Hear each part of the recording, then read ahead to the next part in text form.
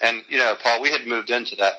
We were in that old building at that time. I think that's been raised, hadn't it? It has, yes. Yeah, okay. So we were in that old square building where you were a student. Mm-hmm. And, of course, you recall those practice rooms. And then we had the choir room was a recital hall and all that kind of thing. Now, we had a pretty decent recital hall in that old building.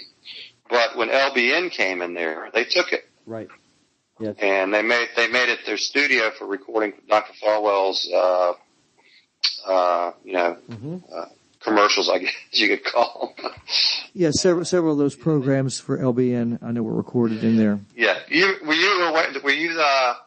you a student when we had the studio there? The recital hall there? I don't think it was there.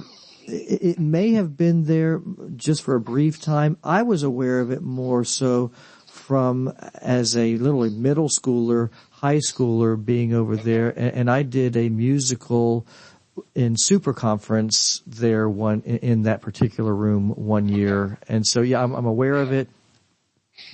It had a nice staging area. We had a nice grand piano. I think we had a 9-foot kawai in there, and we had the seating was raised. Yes. It was tiered. It was very nice, but I think we had it for a few years, and then LBN, Dr. Falwell said we need to change it to a studio or whatever. So a lot of disappointment in that too. And the staging area that we got that was supposed to be the trade-off really was not much of a trade-off in benefit of the faculty in the music department. So. Yeah, and I recall that as well. So you have to realize that at that point, the university was struggling financially, and there's a lot of change and trying to figure out where to go with programs. And the faculty came in with a certain commitment or perception of what their commitment was to the university in developing programs. And as they got into this, as they came and got into the programs and got into the work as a university, and things started changing, there was some disenchantment and opposition.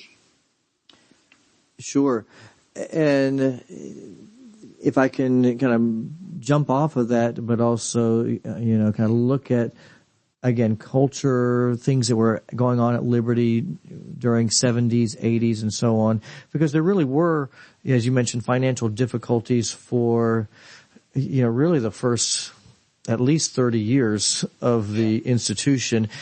Can you talk a little bit about that, how that may have either impacted educational philosophy or the actual application of that philosophy as far as the development of curriculum with those really difficult years of financial issues?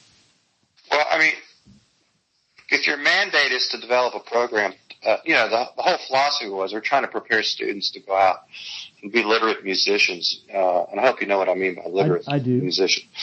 I do. So for me, I was trying to prepare kids to go out and be band directors. Excuse me, I'm sorry. Dr. Renis and others were preparing kids to go out and be choral directors. Ehrman was trying to, prepare students to be piano performance people. So the financial impact was great in that, for instance, with an instrumental program, I'm teaching trombone, trumpet, baritone, tuba. I've never played trumpet, baritone, or tuba. I played I played trombone. I knew all about trombone because I'd been playing that since 4th grade.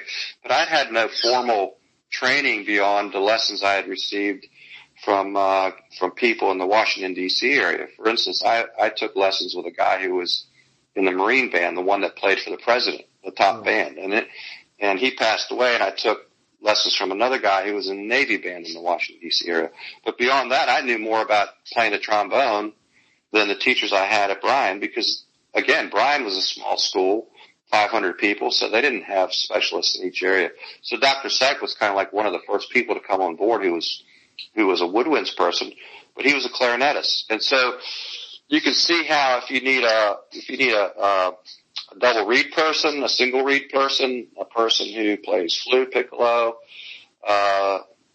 trumpet, trombone. You can see how you need specialists in each of those areas to really adequately teach people. Absolutely. And so the financial burdens negated all that idealistic thought in the minds of people, that were there. The other thing that I think hurt